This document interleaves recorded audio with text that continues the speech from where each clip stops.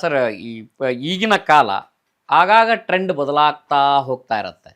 ಇವತ್ತಿನ political trend ಯಾವ ರೀತಿ ಇದೆ ಸರ್? ಈಗೆಲ್ಲ ಪೊಲಿಟಿಕಲ್ ಪಾರ್ಟೀಸು ಅವೆಲ್ಲ ನನಗೆ ಗೊತ್ತಿರಂಗೆ ಹೇಳಕ್ಕೂ ಬೇಜಾರಾಗ್ತದೆ, ಎಥಿಕ್ಸೇ ಇಲ್ಲ. ಇವತ್ತು ರಾಜಕಾರಣ ಯಾವ ರೀತಿ ಆಗ್ಬಿಟ್ಟಿದೆ ಅಂದರೆ, ಮೊದಲೆಲ್ಲ ಇಶ್ಯೂ ಬೇಸ್ಡು ಸಬ್ಜೆಕ್ಟು ಇದ್ರ ಮೇಲೆ ಹಿಂಗಿರ್ಬೇಕು ಮಾಡಬೇಕಂತ. ಲೀಡರ್ಗಳು ಅಷ್ಟೇ, ಎಂತೆಂಥ ಲೀಡರ್ಗಳು ಅಂತಂದ್ರೆ ಘಟಾನುಘಟಿಗಳು ಇದ್ದಂಥಗಳನ್ನ ನಾವು ನೋಡಿದ್ವಿ. ಎಲ್ಲ ಜನನಾಯಕರಾಗಿದ್ದವರು ಆಗಲ್ಲ. ಈಗೆಲ್ಲ ಜಾತಿ ನಾಯಕರುಗಳು ಜಾಸ್ತಿ.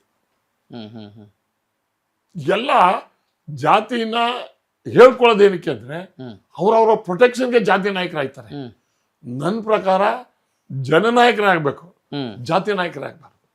ಜಾತಿ ನಾಯಕರಾಗೋದು ಏನು ಅಂದ್ರೆ, ನಾನ್ ಮಾಡಿದ ತಪ್ಪಿಗೆ ನಮ್ಮವನ್ ಬಿಡೋ ಅಂತ ಹೇಳ್ಕೊಳ್ಳೋದಕ್ಕೆ ಅವರು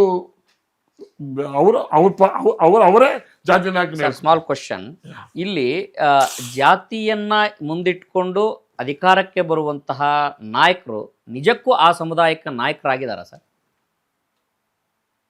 ಅವರು ಸಮುದಾಯಕ್ಕೆ ನಾಯಕರಾಗೋದಿಲ್ಲ, ಬಟ್ ಸಮುದಾಯವನ್ನ ಅವರ ಅನುಕೂಲಕ್ಕೆ ಉಪಯೋಗಿಸ್ಕೊತಾರೆ. ಅದಾಗಬಾರ್ದು. ಯಾರೇ ಆಗಿರ್ಲಿ ಈ ಪ್ರೊಟೆಕ್ಷನ್ಗೆ ಜಾತಿ ಇಟ್ಕೊಳ್ತಕ್ಕಂಥ ಉಪಯೋಗಿಸ್ಕೊಳ್ತಕ್ಕಂಥದ್ದು ಇಟ್ ಈಸ್ ವೆರಿ ರಾಂಗ್. ಯಾರೇ ಆಗಿಲ್ಲ, ನಾನು ಆಗ್ಬೋದು, ಇನ್ನೊಬ್ಬ ಆಗ್ಬೋದು. ನಾನು ರಾಜ್ಯದ ಹಿತ ದೃಷ್ಟಿನಲ್ಲಿ ಇರ್ಬೇಕು ಹೊತ್ತು ಸಮುದಾಯದ ಅಲ್ಲ, ಸಮಾಜದ ಹಿತದೃಷ್ಟಿಯಲ್ಲಿ ಇರ್ಬೇಕು. ಸಮುದಾಯದ ಹಿತದೃಷ್ಟಿ ಅಲ್ಲ. ಈಗ ನಾನು I am belongs to Vokkaliga, I am proud to say yes I am Vokkaliga. But ಆದ್ರೆ ನನಗೆಲ್ಲ ಅವರು ಓಟ್ ಹಾಕಿರ್ತಾರೆ.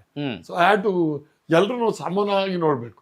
ಈಗ ನಾನು ನೀವು ಮೊದಲು ಹೇಳೋದೇನಿಲ್ಲ, ನನ್ನ ಇವತ್ತು ರಾಜಕೀಯ ಶಕ್ತಿ ಇಲ್ಲಿವರೆಗೆ ಬರ್ಬೇಕಾದ್ರೆ ದಲಿತರ ಮೂವ್ಮೆಂಟ್ಸೇ ನನ್ನ ಶಕ್ತಿ.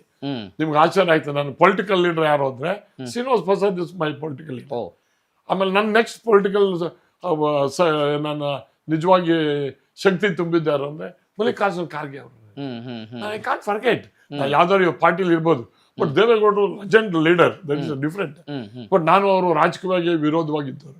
ಬಟ್ ಆದ್ರೆ ನನ್ನನ್ನ ಇವತ್ತು ಅವ್ರ ಜೊತೆ ಸೇರಿಸಿ ಅವ್ರ ಮಕ್ಕಳು ನಾವು ಎಲ್ಲ ಒಂದಾಗಿ ಮಾಡಿದಾರಲ್ಲ, ಅವ್ರಿಗೆ ನಿಜವಾಗ್ಲೂ ಕೂಡ ಋಣಿಯಾಗಿರ್ಬೇಕು ಅಂತ ನಾನು